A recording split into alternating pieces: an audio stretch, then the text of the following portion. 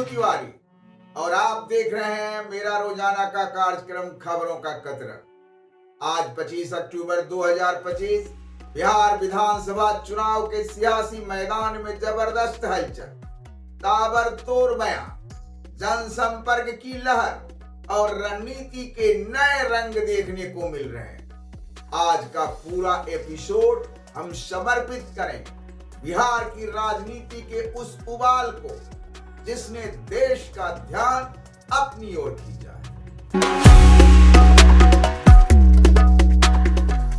Gopalganj seat पर जनसुराज के प्रत्याशी के नाम वापस लेने के बाद मुकाबला सीधे एनडीए और महागठबंधन के बीच रह गया था। प्रशांत किशोर ने भाजपा से नाराज बागी अनूप श्रीवास्तव को खुलेआम समर्थन देकर सियासी समीकरण पूरी तरह बदल दिए हैं। यह घटनाक्रम सिर्फ आम चुनावी विवाद नहीं, बल्कि यह एनडीए के अंदरूनी असंतोष, पुराने साथियों के टूटते भरोसे और रणनीतिक संवाद की दिशा का गंभीर संकेत। जनसुराज के इस दाव ने महागठबंधन को भी अपने रणनीति पर विचार करने का मौका दे दिया है। अब बड़ा सवाल यह है, क्या भाजपा में असंतोष और बागी उम्मीदवार के मजबूत होते समीकरण से एनडीए के वोट ट्रांसफर की रणनीति को झटका लगेगा, या फिर महागठबंधन असंतुष्ट वोटरों के भीतर भरोसा पैदा कर पाएगा? आखिरकार क्या गोपालगंज का मतदाता गुटबाजी, असंतोष और रणनीतिक उलटफेर के असर में निर्णय देगा, या फिर जमीनी मुद्दे जैसे रोजगार, शिक्षा और विकास पर वोट डालेगा? आने वाले नतीजे सिर्फ एक वोट की गणित नहीं, बल्कि बिहार की चुनावी राजनीति की बदलती तस्वीर का भी इशारा है।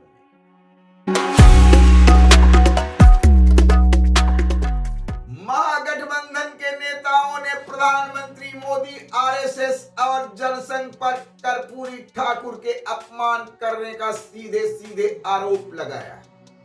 यह मुद्दा केवल चुनावी बयान नहीं, बल्कि बिहार की राजनीति में पिछड़ा वर्ग, अति पिछड़ा और दलित मतदाताओं की सहानुभूति को केंद्रित करने का माध्यम बन गया है। भावनाओं को जगाकर वोट मांगने की कला भारतीय राजनीति में अब गहराई से घर कर गई। कभी राम मंदिर, कभी पाकिस्तान, कभी जाति सम्मान और अति पिछड़े वर्ग का अपमान इतिहास को बार बार चुनावी विमर्श का हिस्सा बनाया जाता है। बीते दशकों में राम मंदिर जैसे भावनात्मक मामलों पर भी राजनीतिक दलों ने चुनावी लाभ उठाया। आज भी वही रणनीति किसी न किसी रूप में जारी है। अपमान, श्रद्धा और अस्मिता का नैरेटिव अब दोनों तरफ, एनडीए हो या विपक्ष, भावनाओं की राजनीति अब भी अपने चरम पर है। लेकिन इस बार स्थिति थोड़ी बदलती दिखती है। युवा मतदाता अब भावनाओं की लहर में बहने के बजाय अपने भविष्य, रोजगार, शिक्षा और नीति के सवालों पर टिक कर सोच रहा है। सोशल मीडिया, इंटरनेट ट्रेंड और वोटर सर्वे साफ बता रहे हैं कि जनता से जुड़े मुद्दों को उठाना राजनीतिक दलों की मजबूरी बनता जा रहा है। सवाल उठता है, क्या अंततः बिहार चुनाव का नतीजा जनहित और स्थानीय मुद्दों के आधार पर तय होगा, या भावनाओं के नैरेटिव ही वोटों पर अंतिम मुहर लगाएंगे? आने वाले समय में इसका असली जवाब जनता के फैसले से ही सामने आएगा।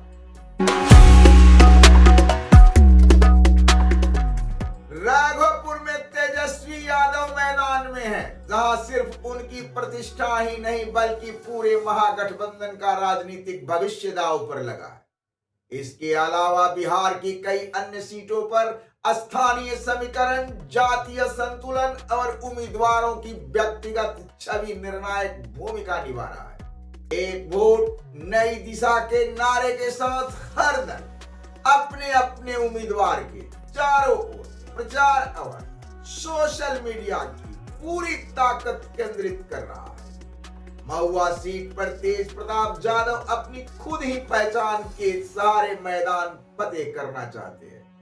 वे इस बार न तो अपने पिता लालू प्रसाद यादव के नाम का सहारा लेना चाहते और न ही उनके विरासत के साये में चुनाव लड़ना चाहते, बल्कि वे यह साबित करना चाहते हैं कि वे स्वयं एक स्वतंत्र राजनीतिक चेहरा हैं।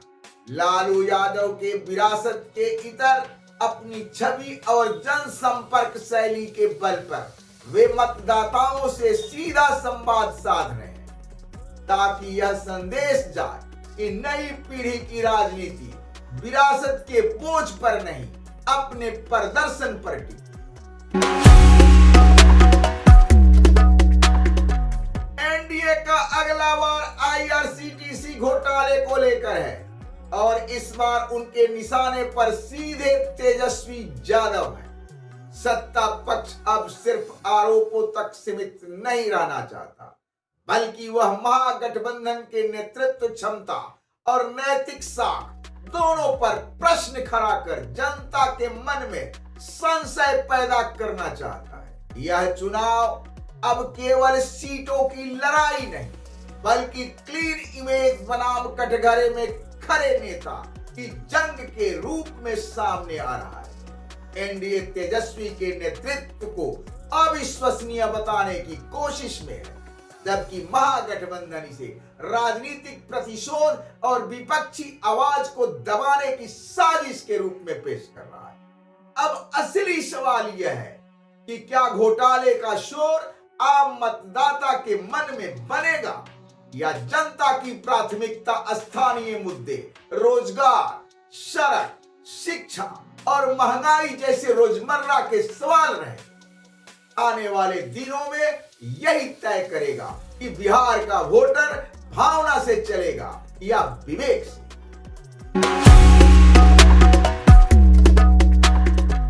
तेजस्वी यादव अब महागठबंधन के आधिकारिक मुख्यमंत्री उम्मीदवार के रूप में पूरी तरह से सामने आ चुके हैं। यह स्पष्टता जहां महागठबंधन के लिए एक चुनावी राहत और एकजुटता का संकेत देती है, वहीं एनडीए और जन सुराज इस मौके को भुनाने में जुटे। वे तेजस्वी के अनुभव, विश्वसनीयता और राजद के लेट डाउन रिकॉर्ड को मुद्दा बनाकर उनकी राजनीतिक परिपक्वता पर सवाल उठा रहे। उधर कांग्रेस और वाम दलों के सीट बंटवारों से जुड़ा असंतोष और अंदरूनी खींचतान भी गठबंधन के भीतर तनाव पैदा कर रहे हैं। ऐसे में सवाल यह है कि क्या तेजस्वी यादव की युवा और ऊर्जावान छवि महागठबंधन के लिए बढ़त का फैक्टर बनेगी या विपक्ष के निशाने और गठबंधन के दरारें इस बढ़त को कमजोर कर देगी। आखिरकार मतदाता के सामने अब चुनाव सिर्फ दलों या चेहरों का नहीं, बल्कि एक बुनियादी निर्णय का है। स्थिरता चाहिए या बदलाव, अनुभव चाहिए या नया जोश।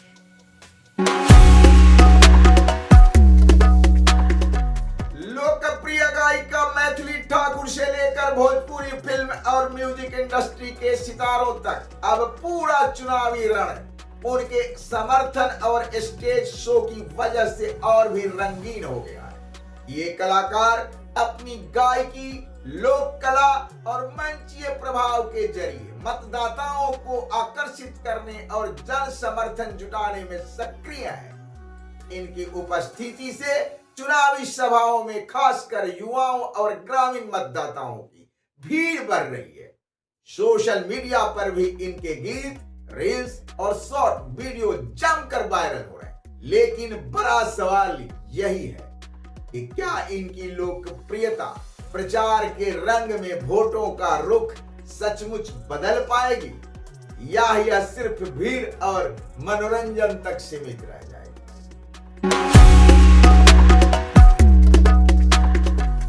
गृह मंत्री अमित शाह और प्रधानमंत्री नरेंद्र मोदी की ताबड़तोड़ रैलियों से बिहार का चुनावी माहौल अब पूरी तरह गर्मा गया है।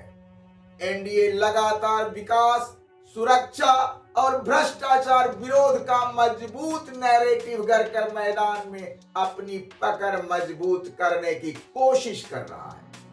हर रैली में भी नारों का जोश और मीडिया का व्यापक कवरेज यह संकेत देता है कि सत्ता पक्ष पूरा चुनाव विकास बनाम वादे की कसौटी पर लाना चाहता है। हालांकि इन ऊंचे नारों और विशाल जनसभाओं के बीच असली जमीनी सवाल अब भी वही है, युवाओं को रोजगार कब मिलेगा, किसानों का आय कैसे बढ़ेगी, महिलाओं की सुरक्षा कितनी पुख्ता होगी और क्या स्कूल और कॉलेज की हालात सुधरेगी।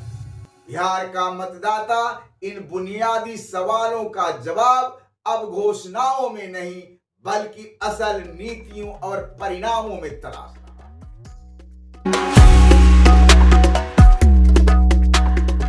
बिहार का युवा मतदाता, खासकर पहली बार वोट डालने वाले, अब परंपरागत जाति और धर्म की राजनीति से आगे बढ़ चुका है। यह नई पीढ़ी विकास, टेक्नोलॉजी, रोजगार और शिक्षा जैसे ठोस मुद्दों पर अपनी राय बना रही है। यही कारण है कि इस बार चुनावी चर्चा का केंद्र सिर्फ उम्मीदवारों की साख नहीं बल्कि ठोस नीतियां और डिजिटल कनेक्टिविटी से जुड़ी उम्मीदें भी बन गई। जन सुराज अभियान का असर युवा वर्ग में साफ दिखाई देता है। गांवों से लेकर छोटे कस्बों तक सोशल मीडिया के जरिए युवाओं में राजनीतिक बहस और जागरूकता बढ़ी है। अब यह वर्ग सवाल करता है, रोजगार के कितने मौके बनेंगे, स्टार्टअप की कितनी मदद मिलेगी और शिक्षा की गुणवत्ता कितनी सुधरेगी। राजनीतिक दलों को इन युवाओं को विश्वास में लेना अब सबसे बड़ी चुनौती है। पुराने नारे और जातिगत समीकरणों के दम पर उन्हें प्रभावित करना आसान नहीं रह गया है। दरअसल वोटरों का मिजाज अब जमीनी रैलियों से ज्यादा इंटरनेट ट्रेंड और डिजिटल नैरेटिव से तय हो रहा है। मीम, शॉर्ट वीडियो और रील्स के जरिए बनता यह नया डिजिटल चुनावी मैदान आज की राजनीति में उतना ही अहम हो गया है जितना पहले चट्टी चौराहे की बहस हुआ करती।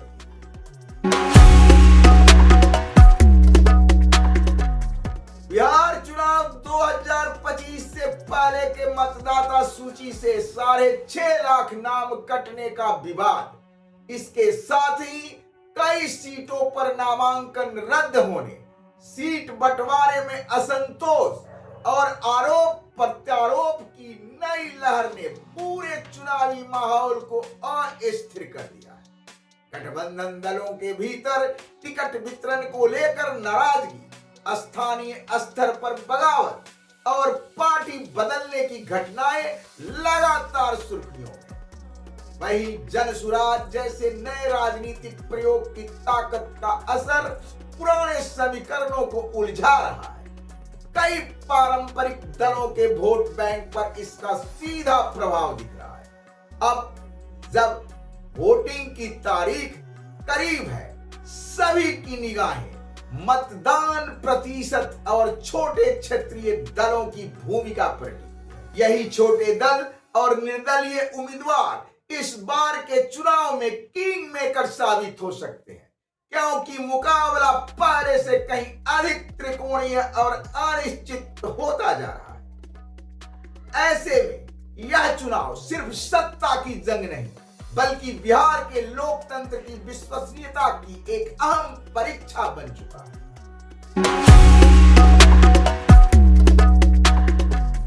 एनडीए की 45 सीट रणनीति इस बार बिहार चुनाव में उसका सबसे केंद्रित और सूक्ष्म राजनीतिक अभियान बनकर उभरी है।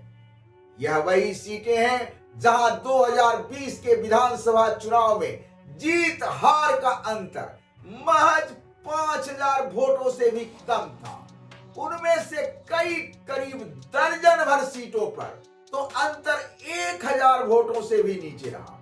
ऐसे में इन सीटों को एनडीए के भीतर किंग मेकर जोन कहा जा रहा है, जहां मामूली बदलाव पूरे चुनावी समीकरण को प्रभावित कर सकता है। इन क्षेत्रों में बीजेपी, जदयू और सहयोगी दल गांव स्तरीय बूथ मैनेजमेंट, युवा वर्चुअल कैंपेन और सोशल मीडिया प्रमोशन पर जोर दे रहे हैं। साथ ही क्षेत्रीय नेताओं और जातीय समीकरण के अनुरूप प्रचार सामग्री तैयार की जा रही है, ताकि हर सीट पर तुकबंदी रणनीति लागू की जा सके।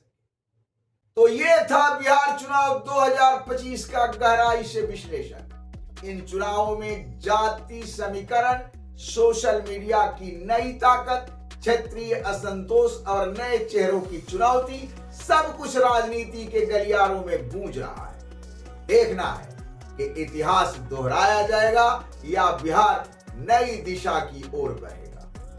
खबरों के कतरन में इतना ही। अगर आपको यह विश्लेषण पसंद आया हो तो कृपया इसे लाइक और शेयर जरूर करें। हाँ, चैनल को सब्सक्राइब करना ना भूलें। अगले एपिसोड में फिर मिलेंगे बिहार चुनाव की कुछ और ताजा अपडेट के साथ। धन्यवाद, प्रणाम।